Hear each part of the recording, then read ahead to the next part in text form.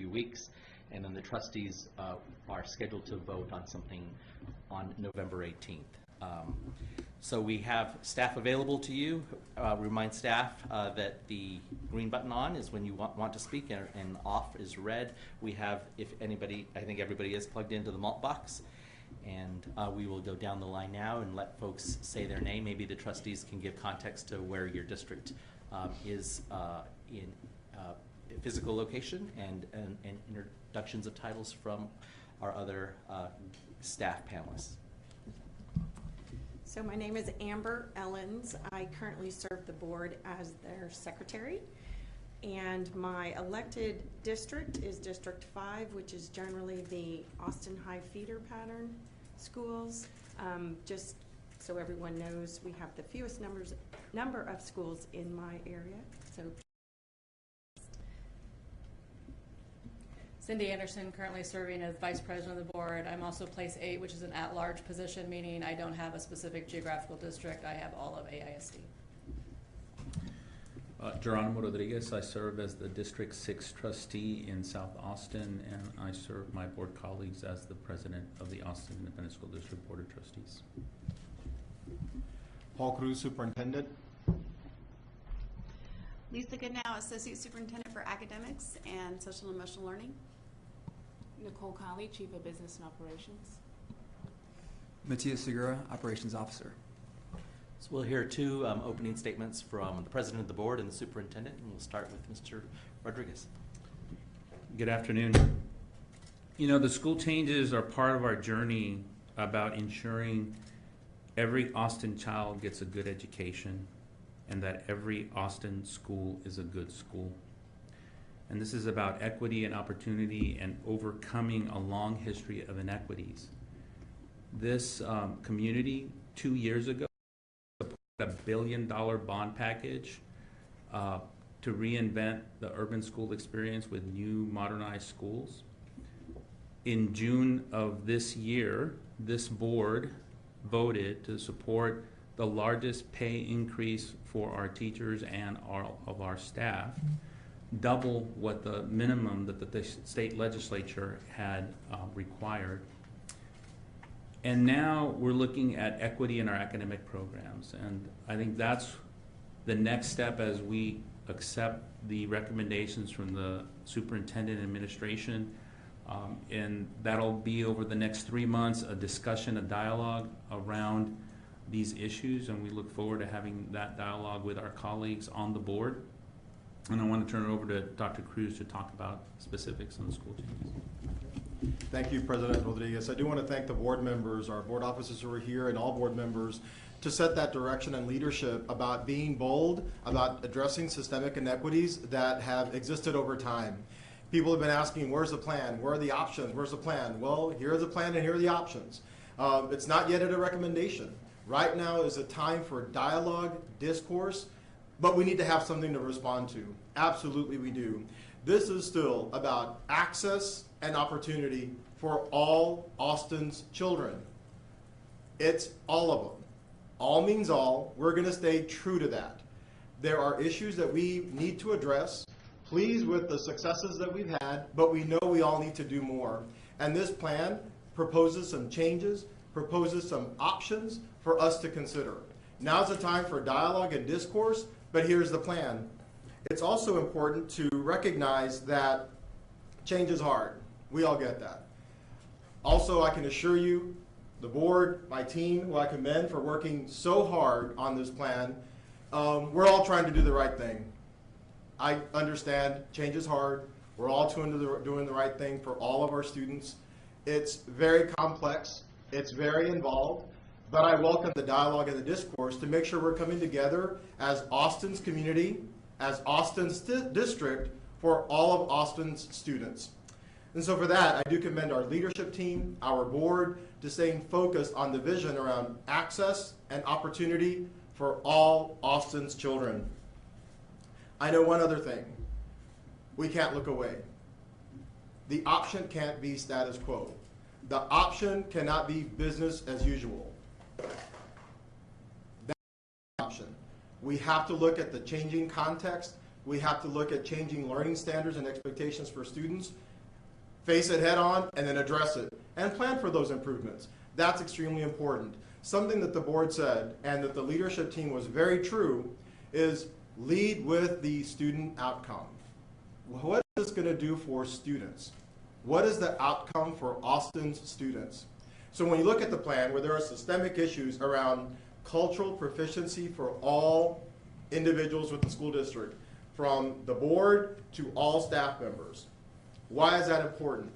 Because why is that important? What does that have to do with students? We have to recognize the talents and the genius that every youngster brings to the table. That's why that one's important. There's another item in there around affordability that I know we are dealing with affordability within Austin. Teachers wanted to live in the Austin community, so having a space available for that really is one response to that need. There are several proposals, several options that we want to consider, but we welcome the dialogue so that we can engage in a discourse around the future of Austin. We want to make sure that we are addressing issues that we said we need to address. It's not perfect. It wasn't intended to be perfect, but it's real. It's in front of us, and we engage in that dialogue with our community. It's also important to note a couple of things with this is we're going to need some space. We're going to need some space and some time. There's no vote before this board. It's not going to be for vote until November. That's sticking to our proposed schedule so that there's ample opportunity for responsiveness, to listen and learn. How do these items address the specific issues in the Austin community, and how do they not? And what are the other factors in the school system that we have to make sure that we leverage to make the best, provide the best learning opportunities for all of our students? Also, just the final thing, that it is not final. It's not done. We all said we're going to bring this out for discussion, for dialogue. That's exactly where we are at this point. And so with that, we'll open it up to any conversation or questions that you may have, and I believe Renee will facilitate the conversation. Sure. So as we have folks in the malt box, we're going to ask you to ask your question to the mic. Christina's going to be making her way around. We'll start over here with Community Impact and Nick, and we'll be sure to get everybody in. Also, for those that are needing a Spanish bite, we will accommodate that after our discussion. Thank you. Nick Sicali, Community Impact Newspaper. Hi. My first question is, this conversation kind of gathered steam last fall when we were looking at it, and kind of how possibly closing schools and changing programs could save the district money over time. Do we have an estimate of what these proposals, if all approved, currently written, would save the district, and how that would affect the budgets in the future? I'm going to ask Ms. Collins to respond to that, but let me just add a little part to that. It wasn't about cuts necessarily only. It was about reinvestments. So when the board approved the budget with around $30 million of cuts, all those weren't cuts.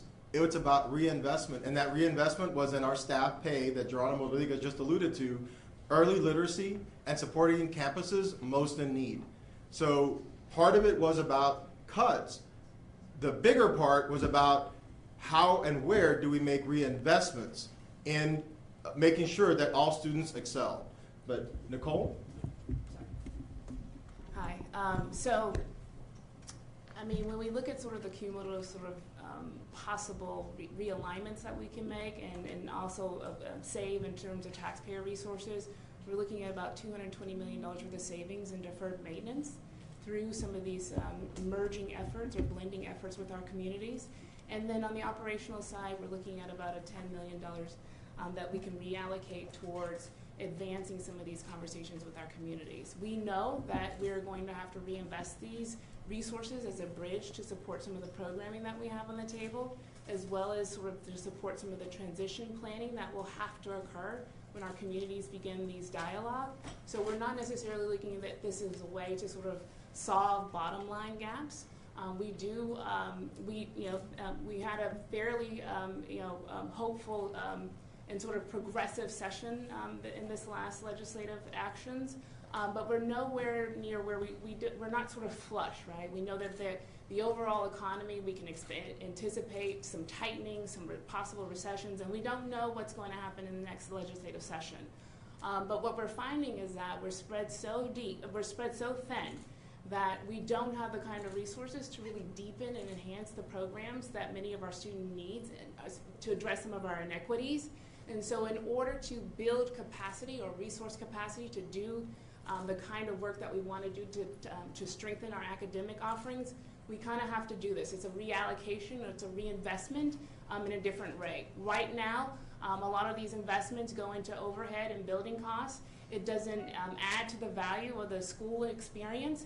And so what we really want to do is sort of spend our money in a smart way that delivers more for our students. And so this is not necessarily a bottom line exercise. This is really about reinvesting in the right way, and so that our students can get some meaningful support and resources as a result of these reallocations. Because right now, many of our schools, even though they operate at high per pupil dollars, when you look at it across our system, they don't feel very rich because the money isn't going into the programmatic efforts that sort of make a difference for our students. Okay, and we're going to try and get around so that you each get at least one question before we run out of time. You didn't know that, so I'm going to let you ask one more if you have one, and then we'll go to your Sure. left. One more question then. Throughout these scenarios, there were a number of them. I'm just looking for clarity on this. There were a number of scenarios, specifically like Wooten transitioning to a fine arts academy. Kasurik had its own kind of individual program. Burnett was a global language school listed. There were some green tech schools in South Austin. In terms of how those scenarios work, I'm wondering logistically, are those full-time 100% academies now, and that's the main programming that we'll offer, and all students that go into them are part of that program, or are they programs as part of a larger school? Will parents have options to possibly send their kids elsewhere if they don't necessarily like the fine arts or maybe the green initiatives that are offered at that elementary in particular? I'm going to begin with that. I'm going to turn that over to Dr. Goodnow, who can also address on this one. It really isn't very individualized. As you can tell, just by the number of scenarios, it's not a one-size-fits-all. That's just like everybody gets the same thing. That's not equity. Achievement and excellence should be at a high level, but the program pieces are really individualized to the need of that particular community. So they're all going to be a little bit different. It is in elementary schools to provide that student experience. That's important. So where middle school and high school might be a little bit more specialized under STEM or fine arts or so forth, or the performing arts, in elementary it's much more about the experience, whether that's in the PYP program, primary years program, which leads into the IB, International Baccalaureate program, or fine arts, or STEM, or leadership, or social justice. It really is that opportunity to excel, but to have these experiences. I will say also that the scenarios, while there are several, the initial ones are all around systemic changes. A teacherage, so teacher housing is one of them. Another is around cultural proficiency training for everybody in the school system. That's an essential one. Having multicultural studies at all of our middle schools and all of our high schools. Having that opportunity for students to experience that coursework, those expectations, and of course the literature. Then there's going to be very individualized. Those pretty much fall into four major categories. One is around equity and social justice. The other is around STEM, science, technology, engineering, and math. Another one then falls into fine arts. We know that that one is extremely important. So those are some of the categories where, even though they're all very individualized, they sort of collapse into those four big areas around student learning. But it is that student experience. Dr. Goodnow? Dr. Cruz said it all in many, many beautiful ways that I'll address just a couple of the specifics. So some of the scenarios that are specific to a school, Wooten, for example, has been, and I think was the first one not captured in the last bond. And so when we look at the facility, we know we want to address really the building itself, and then also listening to our community and understanding that in that particular neighborhood, we wanted to be able to give our students who attend Wooten an opportunity to develop their gifts and talents so that they can be competitive as they enter into our Fine Arts Academy programs at the middle and high school, which are performance-based and audition-based to get into. So we want to provide opportunities for all of our students to be competitive in the academic settings and fine art settings that may be more audition based when we start pursuing that. Again, and we did hear in the South that we wanted access to fine arts and fine arts academies at 9 through 12. We have Covington Middle School that is a fine arts academy, and an opportunity to imagine Covington Middle School as a performing arts academy that also has the specific strand really, which is IB fine arts, and then offer the option for students to pursue that in grades 9 through 12. So in some of the more specialized programs, you might see that in middle and high school, if a student's really committed to that, it may not have the full option. I can still pursue a good fine arts program, whether that be at Crockett or at Bowie or Aikens. I'm very proud of our fine arts across the district. We want to increase that and then attend to some of the more specialized needs. Delia, CBS Austin. Hey, Superintendent Cruz, you said change is hard. Does that mean you anticipate in the short term during consolidation that more families will leave AISD? Do you think that this will have an impact on the population? Well, we're hoping that we have more kids come into our schools because of these wonderful opportunities, access and opportunity for more of our students. It's something that we've heard over time. We've actually seen the benefit on specifically one of the items. That's one of the areas of where I'll fall into. One is around STEM, equity, social justice, fine arts. The other one is dual language. We've seen when our schools have moved into one-way dual language, two-way dual language, or multiple, they've seen strong gains in enrollment. So I'm actually seeing that, and our expectation is that with more information about our programming, more families, more students will stay with us and will serve our students well, but we'll have more students come into our schools, into our school system. Communicating to individuals about our school district. It is a very large district. Schools are very individualized in programming because we want to make sure to serve the needs of every individual community. All right. Bridget, are you okay, or do you have one? Okay. Colin? Hi. Of the 12 schools that are scheduled to or proposed as possible closures, 6 of them are on Austin's east side. I was wondering, with that in mind, how you explain to parents that this fits in with the equity plan for the district. And then I have another after that. Absolutely. So I'll start off on that one, and I'll just open it up because I can always assign them, but mine would be Dr. Goodnow, but I don't know if also a board member wants to address that because that's been an important conversation at the board level as well. What we're looking at is what are the academic programs? What's being added into that design? Are we building on student strengths? So with a student who speaks a language other than English, how can we make sure students build on language experience and their native language, but also learn English? So it's around building on strengths that individuals bring to the table. The impact of that is just like you said, the consolidations. But with that then, it's sort of like a double down effect. Double down on making sure academics, we're serving our students with strong academic programs. And then when there's a school that comes available for another community need, is having a conversation with that specific community and seeing how else can we use this particular site. Is it around housing and affordability? Is it around community centers? Is it about recreational space?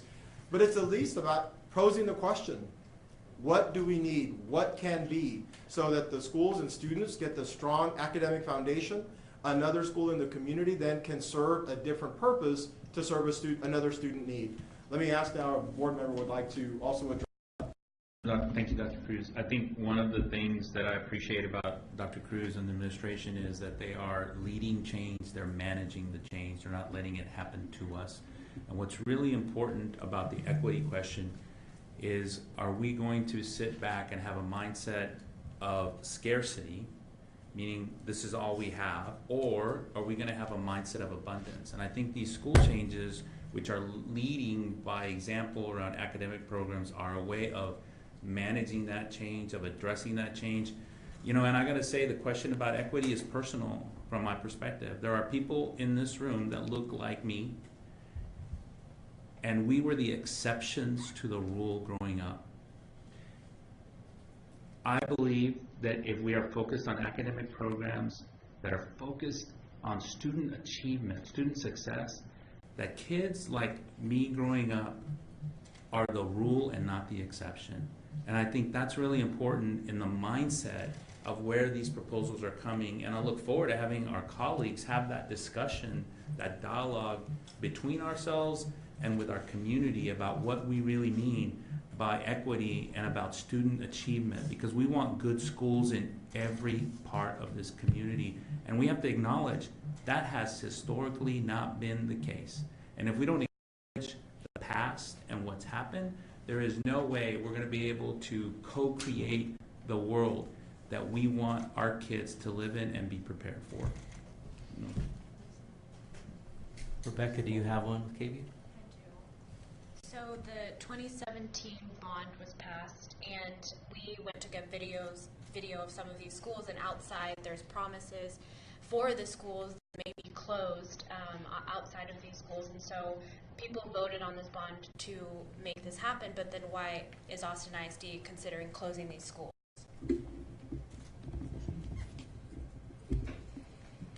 Matthias Segura, Operations Officer. So when we went through the process of evaluating how we could best support all of our students, we certainly were mindful of the 2017 bond program. And one of the things that we recognize is that, if a school is going to close and is accepted by the board as part of this process, those funds would be put into contingency and be presented back to the board, and those dollars could follow the students.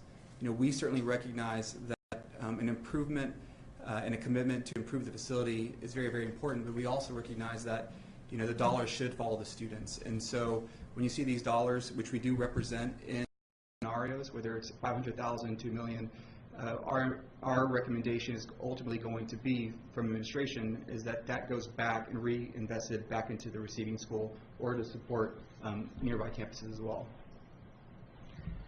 Spectrum, looks like you're ready for game day, and Dr. Cruz as well. But do you have a question? Oh, I'm sorry. Nicole, did you want to add to that? I just wanted to clarify that savings on deferred maintenance is $240 million. So that's actually, when I calculate a rough estimate, that's over almost 9 cents on a tax that's back into the pockets of the voters, or the voters get to decide how they want to reinvest those dollars down the road when we have a new bond program. And that's pretty sizable. That's almost $350 in an average tax bill. So the whole intent is to do better for kids, but at the same time not necessarily overbuild, and which comes at a cost for taxpayers. And many of our taxpayers are already vulnerable to an ever-increasing property tax rate. So we have to find that balance and making sure that we do just enough to make sure that we carry out our mission for all students, but also being fiscally responsible.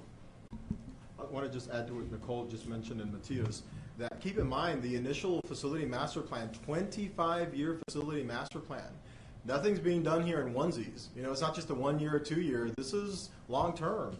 Identified $4 billion of need. We took a very different approach. Let's build modernized 21st century schools. The patch-up job had served its time, served its purpose. We weren't going to take that route. We knew it was going to come in with great opportunities and also some challenges.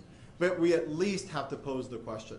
So I just want to highlight that part, because it isn't like the facility master plan has been completed. It was approved. We did a first phase, which was that bond, but there's still more. And our students are in schools right now. We at least have to pose the question. How are we going to address it now? What do we know today that we didn't know a few years ago when it was being developed or approved? My question is, with reading the proposal and reading about all the inequities that have been in the Austin School District for decades, why do you think it took so long to address this issue? I'll start off and then open it up to anybody else as well. Our approach in Austin has been dealing with the whole child. So certainly with our academic outcomes, but as you can tell in our proposals, it's also about mental health centers. How do we address the complete needs of a student? The academic needs, but the social, emotional needs as well. And I think that's important, because I think that is something that we've realized, hearing from our teachers, our families, our students, that that's a need that we need to address. And it's about building on that. From these efforts, it's been now that we have mental health centers at several of our elementary schools, middle schools, and all of our high schools. But as needs change, as expectations change, we're being responsive to it. And then, of course, reinvesting our resources and also making sure that we're being responsive to the needs that are coming forward. Again, there's more work to be done. I don't think it ever ends. I don't think we're going to say, great, we've called it a day, we're all good. That's not going to happen. But it is important in an organization as a system like the Austin School District to realize those successes, but then realize where we are not serving our students in the best way and make sure that we are addressing it. It's going to be a continuous process, and I see it's always important for us to always focus on students and what are the needs today and in the future. I'd like to add a couple things just because I want to make sure that what you're hearing is that this has been a work in progress for quite a while. So I want to credit a lot of our previous trustees who really started this work before us and started laying the foundation to get us to this point today. So when you ask how come it just took so long, this is big work. And we are trying to change decades and decades of inequities. So these previous trustees, with some of the language you'll hear with mindset of abundance, that's come directly from previous trustees. The work with the facility master plan that's been 5 years in the making. That really actually started possibly a decade before that, and we learned and we learned and we learned each time. So what you're finding happening right now is a board that over time has really set the expectation for strategic thinking and strategic work around our students, and then that is now coming to fruition in all of the things you heard from President Rodriguez about the 3 areas that we focused, and the first being the bond with our facilities, the second being our teachers and our employees, and now we're really being able to figure out what we have now in hand to just dive straight into the academics. I'd like to add something on that just briefly as well. One of the biggest shifts I think in our culture as an organization is that we're shifting away from prioritizing the buildings, and as Dr. Cruz mentioned, what used to be sort of referred to as the Band-Aid improvements. You know, previous bonds did not have modernization projects, and yet there is a considerable financial burden of carrying buildings with an average age of almost 50 years. Buildings that were built decades ago when we weren't teaching the things that we're teaching today, that don't really best accommodate the things that we want to teach for our kids tomorrow. And so that shift in the culture is about prioritizing kids over buildings. It's reinvesting the dollars that would have been spent to redo a roof, to replace an HVAC system, and invest them directly into the classroom and into our kids. That will lead to better academic outcomes for all of our kids. Okay, Mr. Samuel, I hear you have a question. Yes, sir. I'm Samuel Yamte. I'm with the AFTV5. It's a community television. And my question is, beyond this press conference, do you have any other way of communicating the work that you are doing here to the real community there? You know, that's my question. We're talking about the equity because the people that are affected by the equities, most of the time, are not aware of the information from the work like this. So I'm asking, is there any other, you know, idea, project that you have in mind to communicate what you are doing there? Absolutely. So we already have we're developing a schedule of meetings that we're going to have out at our schools and our communities to listen directly from our parents, our different constituencies. So absolutely, that's already being planned, and we hope to then present that so we can see the dates and the times that are available. I'll also say that several individuals have reached out to us.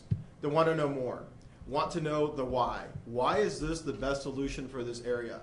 I welcome that conversation. Several folks have reached out, so we're also going to do smaller sessions with individuals within our communities to make sure that we are coming from the understanding of the why. Why are we doing this? What is the need? And also, what's the best way to address it?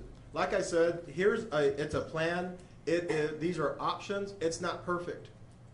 But I don't know that it ever will be perfect because every day things change. It's a large organization and student needs are going to change. So it'll be both. We'll have planned times for a community, so I really appreciate the question. But it'll also be as individuals reach out to different constituencies, different community groups, we welcome that dialogue because that's what this opportunity is for.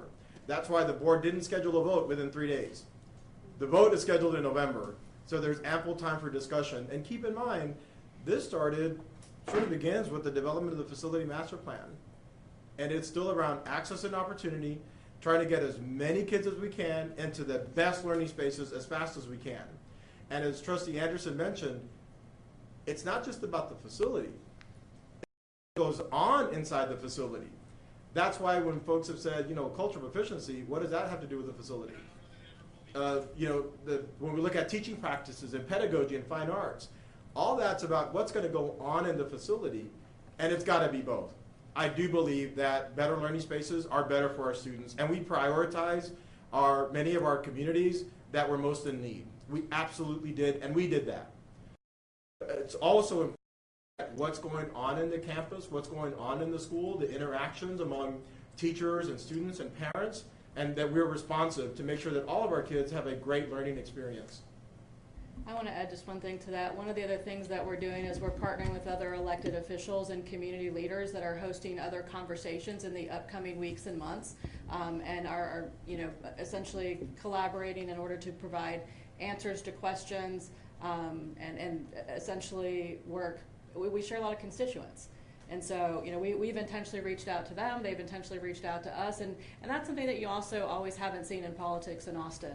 Everybody has a tendency to kind of stay in their own lane unless they need something, but we've intentionally developed a very strong working relationship with our county commissioners, our city council members, our mayor, our legislators, and have really, I think, kind of flipped the script in terms of what it means to truly work together to serve the same individuals that we all do serve. Austin? Hi, I had a community engagement question as well. So I've been hearing that there's concern that historically there have been communities, school communities, or parts of town that have had more power and influence in the district, and there's kind of a concern that they'll be able to kind of throw their weight around and get things done, whereas more marginalized communities will not have that opportunity. So how can the district ensure that communities that historically have not been heard as well by the district will have their concerns heard and, have a seat at the table as well?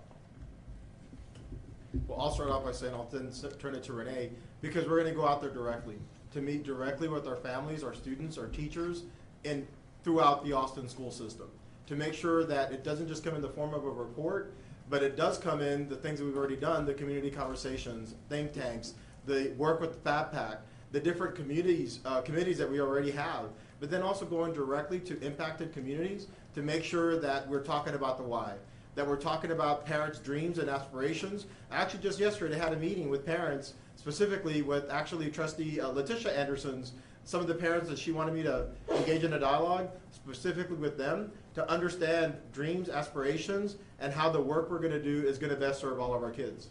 Renee, anything else to add on the engagement piece? Yeah, we do have a robust engagement series planned, I think, unlike we have seen before. And part of that is utilizing different tools in order to hear voices that maybe are the voices that you have spoken of. And so even from the live polling thing, tool that we use during the budget town halls, to the fact that we have invested with Let's Talk. And that is going to be able to take ideas that people have from all communities, and people have access at any hour of the day, as long as you have a mobile device, to put up your thought. And even if you put it up in Spanish, it auto-translates the thought into English so that people can vote, so that then you kind of margin the way everybody is viewing the thoughts, and what rises to the top are going to be the largest concerns of the community as a whole. I would like to just add too, I hope that you can kind of look to some of our more recent work and how we are working with affected communities. And I'll just use the example of the old Anderson High School and the partnership that was really intentional and really personal relationship building with that group. And at least from the board's perspective, that is sort of our expectation that we have voiced for our superintendent as well. And if I can add, the name of that tool is called Thought Exchange, and there is a thought exchange for every scenario that we have, that we've put out there, so that it's very individualized for folks to be able to comment on. Claire? Austin, we could always do better in reaching out to marginalized communities, but I have to be honest, I don't know another school district that's investing so much in mental health centers than we are around marginalized communities. I don't know of another school district that's opening, how many schools, Dr. Cruz? Seven in 1 year. In 1 year. And I don't know of another school district that's spending $150 million in the most marginalized areas east of I-35 in new modernized schools. So from my perspective, marginalized communities are top of mind. And really, the question for the board, I believe, in the next 3 months is, what is our definition of equity? Dr. Cruz has one that's research-based, that I hope we talk about how we get nearer to that. But I think that's what school changes are all about. Making sure that every child has an opportunity to graduate college, career, and life ready. It's about the words we say and holding us accountable to those actions, because parents, I'll go back, my parents, other parents, they just want their kids to graduate ready for the world, for life, for career. And I can't think of a school district, or I've not seen a school district that puts marginalized populations, marginalized individuals top of mind. And again, we're not perfect, we can always do better, but I'm really proud to serve on this board representing the trustees, supporting the superintendent administration, and trying to make sure that we address the concerns of marginalized populations, because I think that's an important obligation and responsibility for a school district, especially in our society. And now is the time to do it. Now's the time to do it. I just want to add, and I welcome you. I welcome our community when we open up our brand new 21st century learning spaces, and they're learning spaces for our students at Go Valley, at Norman, at Eastside Memorial High School and International High School, at Menchaca, at T.A. Brown, with Red Primary. Those are real. I do think the people spoke, we listened, and here's a response to it. These schools, as you can see, the development are actually online, have a drone that you can access that, or actually the video for that, so you can see as the construction is coming up. The learning spaces are also very different. They're very different from when I went to in school 100 years ago, where I was in elementary school. They're supposed to be. They're individualized learning spaces, they're small group learning spaces, and classroom, larger group learning spaces. But that's, it really is redesigning, reinventing teaching and learning across our sites. Claire, like the shirt says, I'm glad to see you're still kicking. I can tell you about it later. I was going to ask, what was your guys' definition of equity in this? Because all day I've been hearing very different things based on location. Some people are saying East Austin is bearing the brunt of closures and consolidations. Was it schools based on how many students live in poverty? So are we looking at location or makeup of the buildings?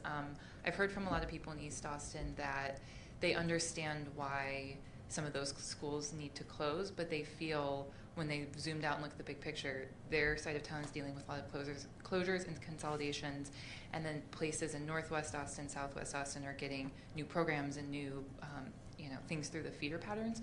So I'm curious, what was the definition of equity that led to this specific situation?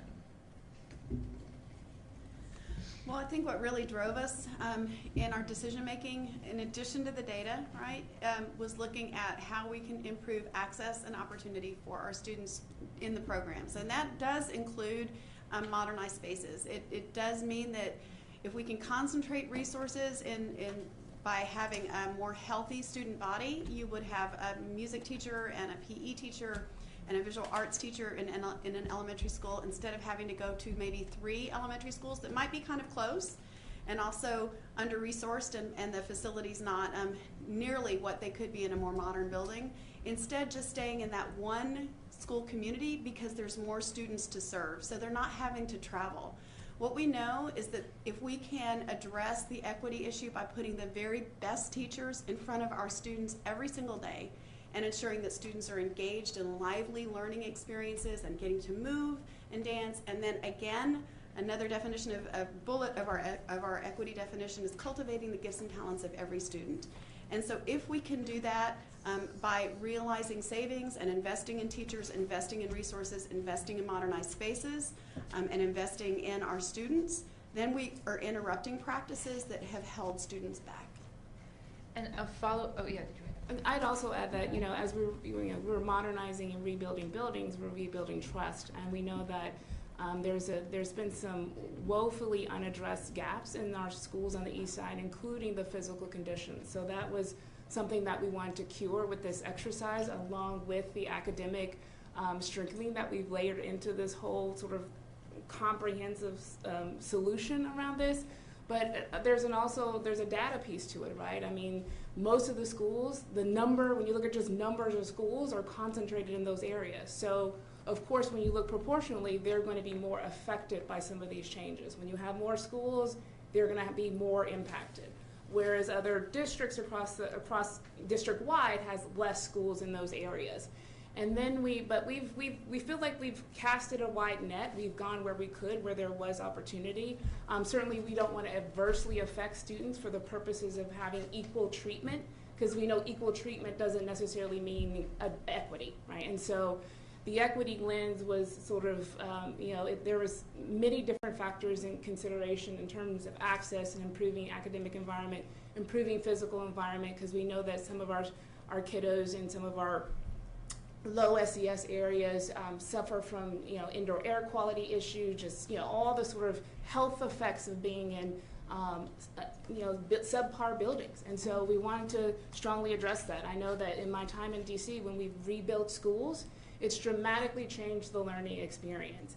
And many times I've heard people say, what was I fighting for? When you walk in and you see the brand new experience, when kids experience that, when they don't want to go home, right? That's what we want to recreate. And then you see people say, what was I fighting for?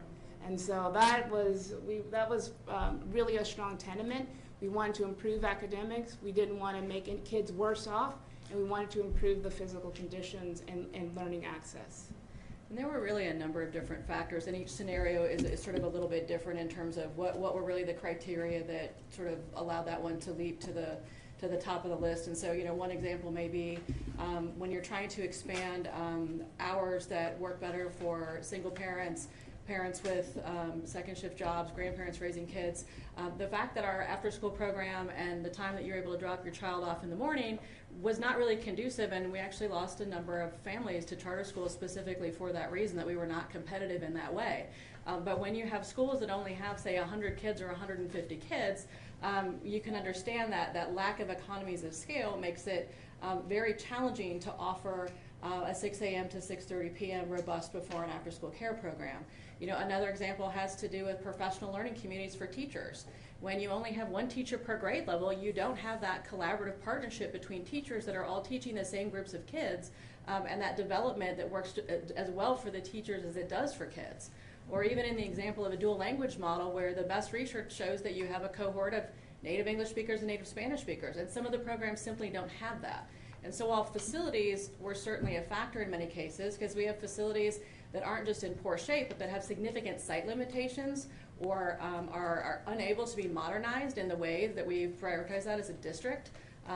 And so it's really a combination of factors, and you'll see in the different scenarios that it's actually a wide variety. If it were simply just about the condition of the facilities or the under-enrolled schools, then we could have been done with this conversation 2 years ago as we wrapped up the facility master plan and the bond. But it's about so much more than that. It's about really focusing on the academic piece of that, because we can deal with the building and the drain that has on our resources, but if we can actually improve the way the academic model is delivered, the way we invest in our teachers to have those highest quality teachers in every single classroom, to eliminate that question of where are the good schools, it's really reinvesting in those ways that makes the biggest difference. The modernized spaces are great, but the other pieces have to be included in that as well. And the reason I led off at the beginning to let you know that I had the fewest number of schools was a little bit to reinforce what Ms. Conley-Johnson just said. Even after all of this, I just encourage you to go look and count the number of schools in the district. The districts that seem to be feeling the most closures still are going to have more schools than any other place in town.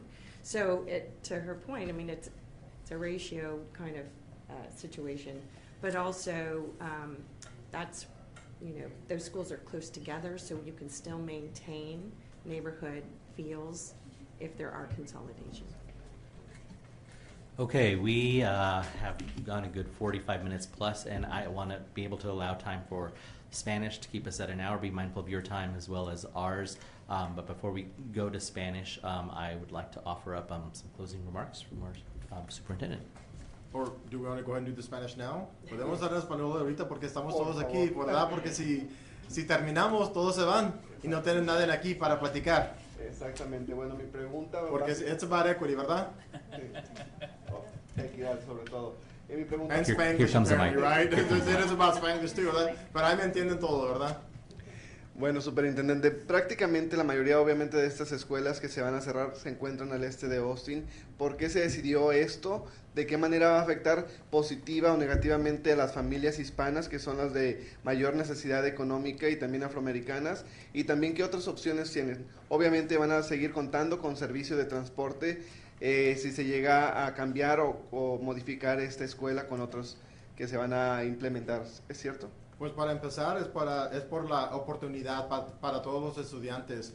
Hay una escuela que va a seguir, que es la Gus Garcia Young Men's Leadership Academy. Es una escuela que vamos a tener de grado 6 a grado 12 y va a continuar los estudios de justicia social, social justice, I may have invented that word, pero que van a seguir. Y es una escuela que va a ser para los estudiantes en grado 6 a 12. Eso va a seguir. También tenemos transportación para los estudiantes en esa área. Eso no va a cambiar. Lo que queremos hacer es mejorar las áreas académicas de todos los estudiantes que tenemos en este distrito escolar. Eso sí es muy importante porque sabemos que muchos estudiantes sí tienen calificaciones muy altas, pero tenemos que seguir en ese esfuerzo, ¿verdad? Que tenemos que seguir para mejorar las áreas académicas para todos nuestros estudiantes. Eso es muy importante y esto también es un cambio que va a pasar. Si no hacemos nada, ya tenemos las calificaciones, los datos, cómo va a pasar, pero es algo para cambiar. Pero también quiero decir que es algo que tenemos que hablar con los padres, las mamás, papás, la comunidad, abuelitas, abuelitos. Tenemos que hablar, tocarles de sus sueños. ¿Qué es lo que quieren para sus hijos y hijas? Y tenemos que platicar. Eso es muy importante. Eso va a seguir, no va a parar. Porque es algo que tenemos que hacer para mejorar las áreas académicas para todos nuestros estudiantes. Y una pregunta también, superintendente. ¿Cómo se piensan Hold involucrar on a one las... second. Did you have something to add there? No. Para mí, la cuestión es de justicia para nuestros padres. Invirtiendo nuestros dólares en escuelas nuevas en el este de Austin es muy importante para padres como los míos y como los padres de nuestra comunidad. Ellos quieren lo mismo que cualquier otro barrio quiere en esta ciudad, que sus niños sean preparados para una carrera, para el colegio y para la vida. Y eso es lo más importante. Y también nomás para las escuelas, como dijo el presidente Rodríguez, vamos a abrir las escuelas nuevas de Go Valley. Tenemos una opción para una nueva escuela, la Adobe, ¿verdad? También T.A. Brown, también una escuela Eastside Memorial High School, la escuela Sánchez, la escuela de International High School. Esas son escuelas para nuestros estudiantes y esas van a abrir en enero y unas también en agosto.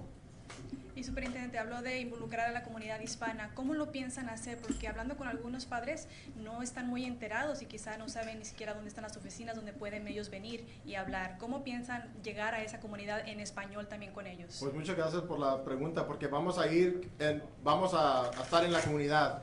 Esas juntas no van a estar aquí porque sí queremos que todas las familias estén involucradas en las áreas académicas de nuestros hijos. Yo como papá es muy importante de estar involucrado en las áreas académicas de mi hijo. Y no es diferente para las personas que viven en diferentes partes de Austin. Pero nosotros vamos a ir para para diferentes comunidades. A hablar con los padres, las mamás, papás, abuelitos, abuelitas, tía, tío, ¿verdad? En un idioma que ellos prefieren. So vamos a tener diferentes opciones también de que si prefieren en inglés o en español, porque es algo muy importante. Estas pláticas no se pueden hacer solamente con audífonos, porque la información es muy importante y queremos que los padres, que las familias se sienten seguras que los vamos a oír y tenemos que platicar con ellos. No, de parte de la mesa directiva es muy importante oír la voz de nuestros padres, especialmente los que hablan otro idioma o sean de otros países, porque lo más que sus voces están oídas, porque yo creo nuestras familias tienen la responsabilidad, la obligación de hablar con nosotros de qué son los sueños que tienen, qué es lo que quieren de la escuela, y por eso parte es hablando con ustedes de la televisión o de los periódicos para comunicarnos, pero como dijo el doctor Cruz, vamos a ir a esas comunidades, pero también quiero decir que hay una responsabilidad, una obligación de nuestra comunidad de levantar nuestras voces para que otros no estén hablando por nosotros. Ya es tiempo que nosotros hablamos por nosotros mismos de qué es lo que queremos de una educación pública. Y eso lo pido de todos los padres y de la comunidad. We'll have a closing comment, but before that, I just want to thank you guys for being here. You're all going to be an important part and partner of this in helping get out communication that we need to, and working with us in reaching the communities that we need to. Dr. Cruz?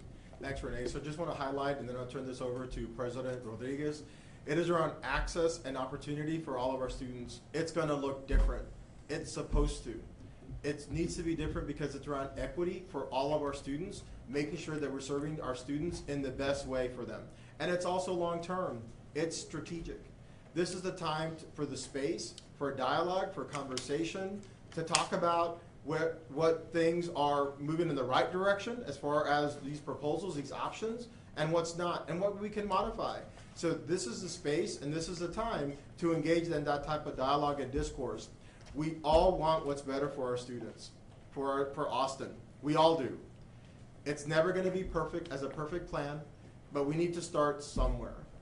Once we have something, we can be responsive. We can modify it, we can change it. We have to keep in mind, though, it's around access and opportunity. And it's got to start with the academic intent on what's it going to do for the student. That has to be the laser focus on the work that we do. First of all, thank you all for coming on a Friday afternoon. I want to first thank Dr. Cruz and the administration for all of their hard work that they've done in being intentional and thoughtful about bringing a proposal to the Board of Trustees. The Board of Trustees has scheduled 3 months, 3 different meetings where we will be hearing from the public, where we be talking about these issues. And frankly, the question I think that one of you all asked about the different definitions of equity is at the core of this. We all have different lived experiences. We all come from different parts of our community, but you know what? There's only one district, and that's Austin School District. And it's going to be really important for the community to understand that this board has a responsibility and obligation as the duly elected body to make some final decisions, some difficult decisions. Because not only are we going to consider consolidations, consider closings, but we're also going to consider repurposing and reimagining those spaces and what the community needs today, not what they needed in the past. And I think it's really important that we understand that this is part of the journey to getting us to a much better position than if it was just one person deciding or one